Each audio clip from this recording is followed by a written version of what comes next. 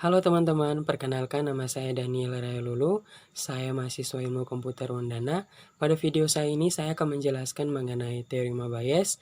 Nah, jadi di sini saya mendapatkan dua kasus. Nanti saya akan membuat dua contoh soal juga. Jadi untuk kasus yang pertama itu yaitu bagaimana jika Bayes memiliki evidence ganda dan hipotesis ganda, dan untuk kasus yang kedua bagaimana jika evidence bias tersebut kita kombinasikan dengan logika fasi. Nah, selamat menonton. Semoga video ini bermanfaat bagi teman-teman semua. Baik teman-teman, kita langsung ke contoh soal yang pertama, yaitu mengenai teorema Bayes untuk hipotesis ganda dan evidence ganda.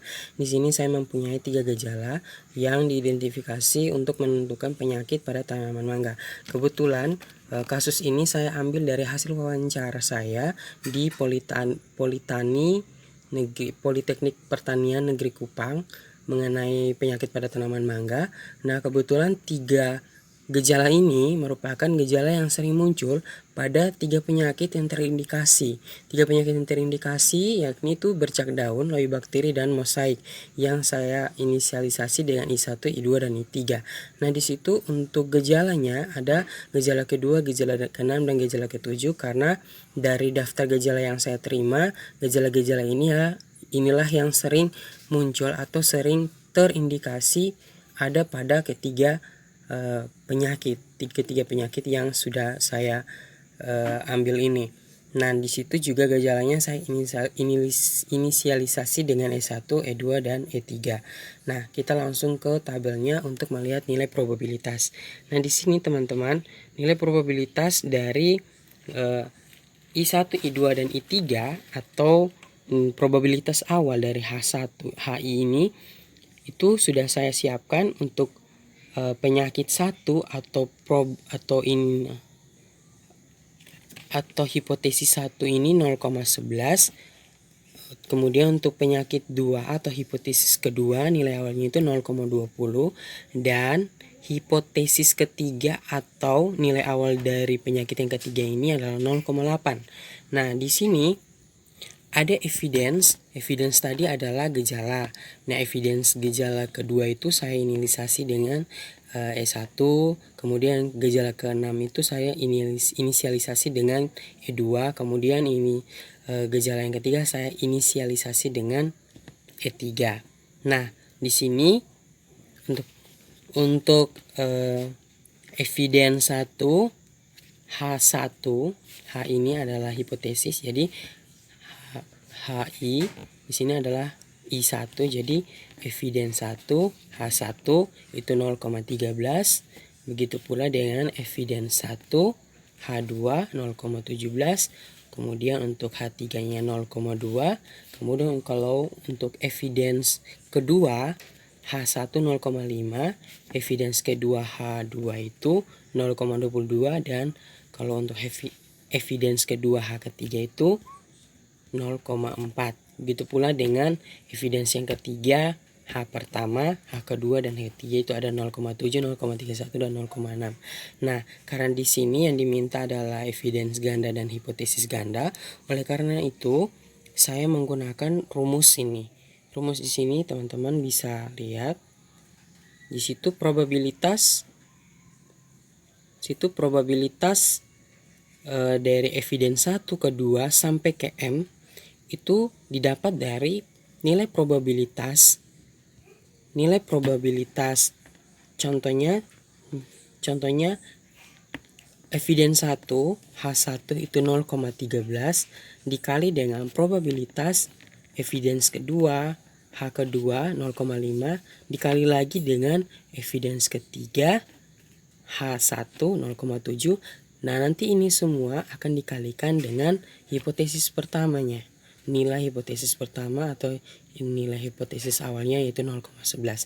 Nanti dia akan dibagi dengan jumlah dari hasil perkalian antara hipotesis ini ditambah dengan hipotesis berikutnya yaitu kedua dan ketiga. Kita langsung saja ke perhitungannya. Nah, di sini kita akan mencari tahu terlebih dahulu mengenai Oke teman-teman, kita langsung ke perhitungan. Nah, di sini kita akan pertama kali kita akan mencari probabilitas untuk hipotesis yang pertama.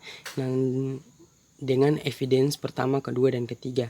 Nah, teman-teman bisa lihat di sini untuk rumusnya. Jadi nanti probabilitas dari evidence pertama, hipotesis pertama, itu kita kalikan dengan evidence kedua, ketiga, tapi masih dalam hipotesis yang pertama. Kemudian nanti pada akhirnya kita kali juga dengan nilai awal dari hipotesis pertama tadi. Nah, nanti jumlahnya itu akan kita bagi dengan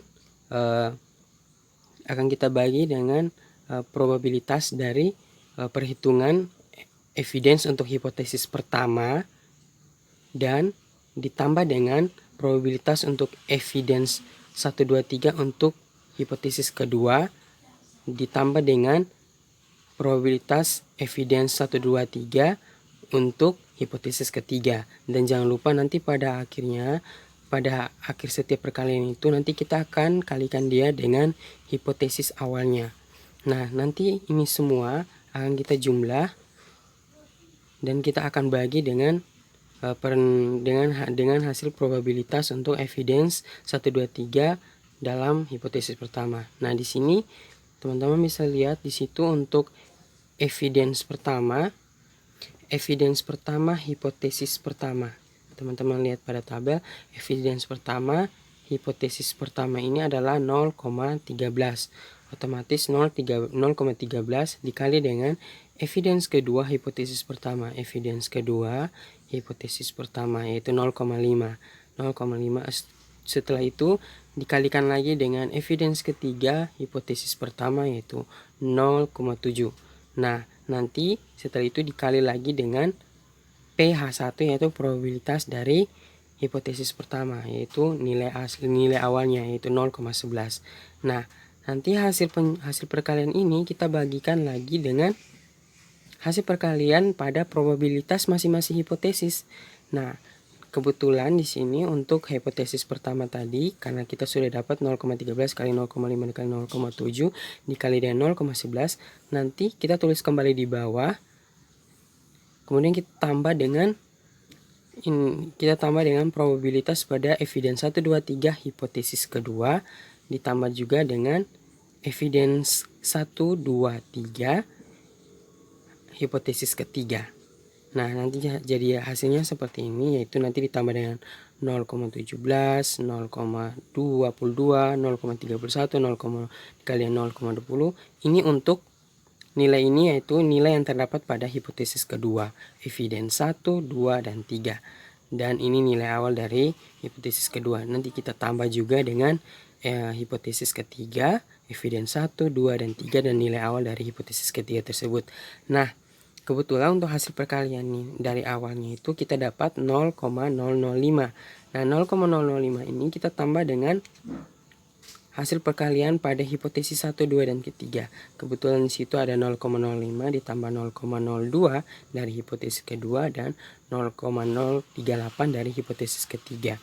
Nah, totalnya itu adalah 0,05. Kita bagi dengan hasil penjumlahan ini, yaitu didapat 0,045. Ya, nanti hasil pembagiannya mendapatkan nilai 0,1. Nah, itu adalah hasil dari probabilitas dari hipotesis pertama. Jadi kita baru mendapatkan nilai probabilitas dari hipotesis pertama, evidence pertama, kedua, dan ketiga. Kita akan mencari lagi probabilitas untuk hipotesis kedua dan ketiga dalam evidence 1, 2, dan 3. Nah, ini adalah perhitungan untuk probabilitas hipotesis kedua, evidence 1, 2, dan 3. Rumusnya masih sama seperti rumus yang pertama, tetapi pada kali ini rumusnya itu nilai dari evidence 1, 2, dan 3 itu kita ambil dari kolom yang ada pada hipotesis kedua. Nah, kita akan mengambil nilai dari sini. Jadi, sesuai dengan rumusnya, yaitu probabilitas evidence 1 hipotesis kedua. Nah, di sini kita lihat evidence 1 hipotesis kedua yaitu 0,17. Nanti 0,17 dikali dengan 0,22 dikali dengan 0,31, kita kali lagi dengan hipotesis awal dari 0,2 hipotesis kedua yaitu 0,20. Nah, di sini teman-teman bisa lihat. Jadi nanti hasilnya seperti ini, yaitu 0,17 kali 0,22 dikali 0,31 dikali 0,20. Kita bagi dengan hasil dari penjumlahan tiap perkalian yang ada pada hipotesis 1, 2, dan 3. Yaitu kita dapat 0,02 dibagi dengan 0,045. Nah, jadi nanti hasilnya didapat 0,04. Nah, selanjutnya teman-teman, untuk perhitungan dari hipotesis ketiga, rumusnya masih sama seperti perhitungan pada hipotesis sebelumnya. Namun di sini kita akan mencari hipotesis ketiga. Maka hipotesis ketiga ini nanti kita akan bagi dengan total dari perkalian ini yang nanti kita akan jumlahkan per masing-masing hipotesis.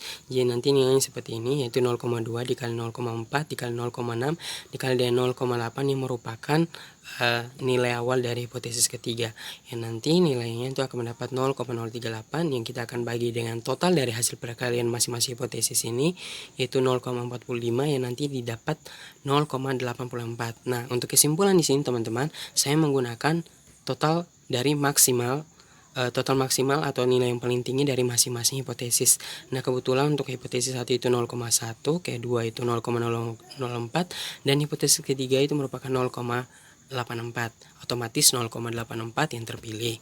Nah, di sini 0,84 merupakan gejala yang kita ketahui merupakan nilai yang ada pada hipotesis ketiga atau hasil perhitungan yang kita ketemui pada hipotesis ketiga.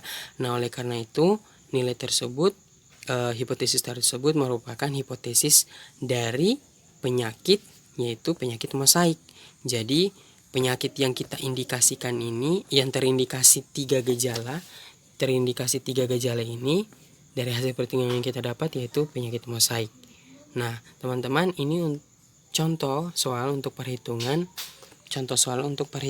dari kasus di mana jika evidence-nya ganda dan hipotesisnya ganda.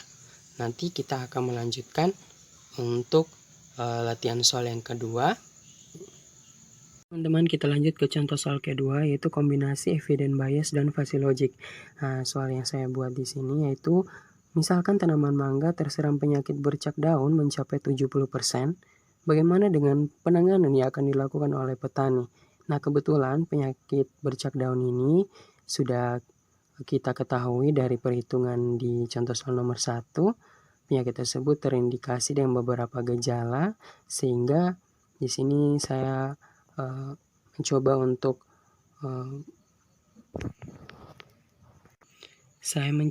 memberikan tingkat masalah yang terjadi pada penyakit tersebut mencapai 70%. Nah, di sini teman-teman bisa lihat untuk cara penanganannya sendiri, saya inisialkan A, B, dan C itu dengan untuk A sendiri sanitasi lahan, B itu penyemprotan fungisida, dan C itu dipotong dan dibakar. Untuk penyelesaiannya diketahui X itu 70, yaitu diambil dari ini. Pencapaian dari penyakit tersebut mencapai 70%. Nah, teman-teman bisa perhatikan pada representasi kurva. Di sini A, B, dan C itu A, dia akan dilakukan sanitasi lahan jika penyakit tersebut dari 30% sampai 55%. Dan B, dia akan melakukan penyemprotan fungisida jika penyakit tersebut kurang dari 55 dan sama dengan 55. Kemudian untuk 80 di sini, yang C, dia akan dilakukan pemotongan dan atau dibakar jika penyakit tersebut lebih dari 80 atau kurang dari 80 dan tidak mencapai 55, itu sekitar 60 sampai lebih dari 80. Itu 60 sampai lebih dari 80, itu dia akan dilakukan pemotongan dan akan dibakar. Nah, kita lanjut ke fungsi keanggotaan. Untuk fungsi keanggotaan sendiri di sini teman-teman, sini ada mu A jika X kurang dari 30 maka nilainya 1. Jika X kurang dari 55 dan lebih dari 30 maka 55 dikurangi dengan nilai X yang kita ketahui dibagi dengan 30. Kemudian untuk mu B, jika X kurang dari 55 dan lebih dari 30 maka nilai X tersebut kita kurangkan dengan 30 dan dibagi dengan 55, dan untuk nilai X-nya jika kita ketahui yaitu sama dengan 55 atau 55 maka nilainya 1. Jika nilai X-nya itu kurang dari 80 dan lebih dari 55 maka 80 dikurangi dengan nilai X dibagi dengan 30. Untuk mu C-nya sendiri yaitu jika X kurang dari 80 dan lebih dari 55 maka nilai X tersebut kita kurangkan dengan 55 dan kita bagi dengan 30. Nah, terus yang terakhir, jika nilai X itu lebih dari 80 maka nilainya 1. Oke, kita lanjut ke perhitungan nilai fungsi keanggotaan untuk penyakit tanaman mangga, yakni bercok daun, yang mencapai 70% kita ketahui ada pada himpunan B dan C. Seperti teman-teman bisa lihat pada representasi kurva, nilai 70 tersebut atau nilai X tersebut ada di sini, yakni dia berada di antara himpunan B dan C. Otomatis kita hanya akan melakukan perhitungan pada fungsi keanggotaan B dan C saja menggunakan rumus ini. Nah, untuk B sendiri, di mana mu-nya itu kan X-nya 70, maka kita gunakan cara ini. Cara yang ketiga, karena X-nya itu 70 kan kurang dari 80 dan lebih dari 55, otomatis kita gunakan cara tersebut, yakni 80 dikurangi dengan 70 dibagi dengan 30 dapat 10 dibagi dengan 30, maka hasilnya 0,3. Nah, untuk mu C sendiri, untuk C mu 70 digunakan cara ini. Nah, karena nilai 70 itu ada di sini, di mana 70 itu kurang dari 80 dan lebih dari 55. Maka nilai 70 atau nilai X dikurangi dengan 55 dibagi dengan 30. Ini dapat 15 dibagi 30 hasilnya 0,5. Kemudian untuk perhitungan biasnya, teman-teman bisa perhatikan kita gunakan probabilitas dengan rumus di mana probabilitas dengan evidence-nya itu tunggal dan hipotesisnya tunggal. Otomatis rumusnya seperti ini, teman-teman bisa lihat. Rumusnya itu probabilitas, di mana probabilitas dari evidence hipotesis itu kita kali dengan nilai probabilitas dari hipotesisnya sendiri, kemudian kita bagi dengan nilai probabilitas dari evidence-nya itu juga sendiri. Jadi kedua nilai ini dipisah karena nanti perhitungannya nilai probabilitas dari evidence ini nanti kali dengan probabilitas dari hipotesis dan dibagi dengan probabilitas dari evidence. Kita langsung ke perhitungan, teman-teman. Di sini untuk probabilitas hipotesis dan evidence yang ke B tadi didapat 0,3. Nah, kita kali dengan nilai probabilitas hipotesisnya itu 0,4. Kebetulan di sini saya memberi nilai untuk probabilitas hipotesis dan probabilitas evidence-nya itu 0,4 dan 0,2. Jadi di sini untuk 0,3 dikali dengan 0,4 dibagi dengan 0,2 dapat 0,12 dibagi 0,2 hasilnya 0,6. Dan untuk probabilitas hipotesis evidence untuk yang himpunan ke C itu tadi kan didapat 0,5, kita kalikan dengan 0,4 yakni untuk probabilitas hipotesisnya, dan kita bagi dengan probabilitas evidence yaitu 0,2. Ini dapat 0,2 dibagi dengan 0,2 yaitu 1. Maaf, jadi dapat nilainya 1. Nah, untuk kesimpulannya teman-teman, di sini penanganan yang dilakukan untuk tanaman mangga yang terserang penyakit bercak daun yang mencapai 70% tersebut, yaitu petani harus melakukan pemotongan dan dibakar. Jadi karena penyakit bercak daun ini teman-teman, dia itu sering muncul atau sering timbul pada bagian batang dan daun dari tanaman mangga yang muda. Oleh karena itu, secepat mungkin para petani harus melakukan penanganan. Nah, karena sesuai dengan perhitungan yang kita dapat, maka penanganan yang dilakukan yaitu harus dipotong dan dibakar. Teman-teman, mungkin itu sekian penjelasan dari saya mengenai kedua contoh soal ini. Mohon maaf jika ada salah kata dalam penjelasan. Semoga dimengerti dan bermanfaat bagi teman-teman. Selamat menonton.